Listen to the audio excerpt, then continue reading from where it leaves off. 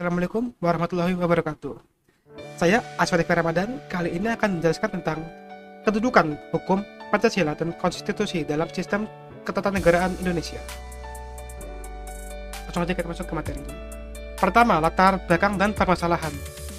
Pancasila adalah dasar filsafat negara yang lahir dari pemikiran para pahlawan bangsa. Salah satunya adalah dalam pidato Soekarno di 1 Juni 1945. Dalam Undang-Undang 1945, Pancasila tidak tercantum dalam bentuk pasal, hanya dalam pembukaan. Hal ini menimbulkan permasalahan terkait posisi hukum Pancasila. Salah satunya adalah seperti apakah Pancasila hanyalah simbol semata, dan bagaimana kedudukan Pancasila dibandingkan Undang-Undang Dasar 1945 sebagai hukum tertinggi. Hal ini akan dijawab pada bab berikutnya, yaitu Pancasila sebagai Stat Fundamental Norm. Stat Fundamental Norm adalah norma hukum tertinggi yang menjadi dasar seluruh norma di bawahnya. Pancasila berada di atas Undang-Undang 1945, menjadi sumber dari segala sumber hukum negara. Ini tercantum dalam Undang-Undang Nomor 12 Tahun 2011 Pasal 2. Dan juga pembukaan Undang-Undang Dasar 1945 tidak bisa diubah melalui mekanisme perubahan konstitusi. Tercantum dalam pasal 37 Undang-Undang Dasar 1945. Dengan demikian, Pancasila bersifat tetap, abadi, dan mengikat. Berikut adalah Undang-Undang Dasar 1945 sebagai manifestasi Pancasila. UUD 1945 adalah penjabaran nilai-nilai Pancasila dalam bentuk aturan hukum negara. Pasal-pasal dalam batang tubuh UUD 1945 lahir dari pokok pikiran pembukaan yang berlandaskan Pancasila.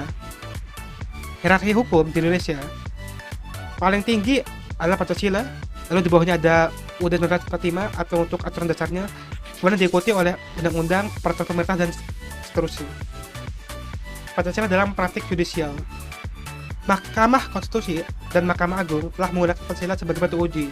Contohnya dalam putusan MK nomor 140 tahun 2009 tentang pencegahan penodaan agama, dan putusan Mahkamah Konstitusi nomor 100 tahun 2013 tentang pengujian undang-undang partai politik. Setiap hukum dan kebijakan di Indonesia wajib mencerminkan nilai-nilai Pancasila sebagai roh dari peraturan yang berlaku. Ormas, partai politik, dan kebijakan publik harus berdasarkan Pancasila, tercantum dalam Undang-Undang Ormas Nomor 2 Tahun 2017. Kesimpulannya adalah, pertama, Pancasila adalah norma tertinggi yang tidak dapat diubah selama Indonesia berdiri. Lalu kedua ada Undang-Undang Dasar 1945 merupakan manifestasi dan pengejawatahan nilai-nilai Pancasila. Ketiga, hubungan Pancasila dan UUD 1945 adalah satu kesatuan integral yang tidak dapat dipisahkan. Semua peraturan perundang-undangan yang tidak akan hukum di Indonesia harus mengacu dan tidak boleh bertentangan dengan nilai-nilai Pancasila. Sekian, terima kasih. Wassalamualaikum warahmatullahi wabarakatuh.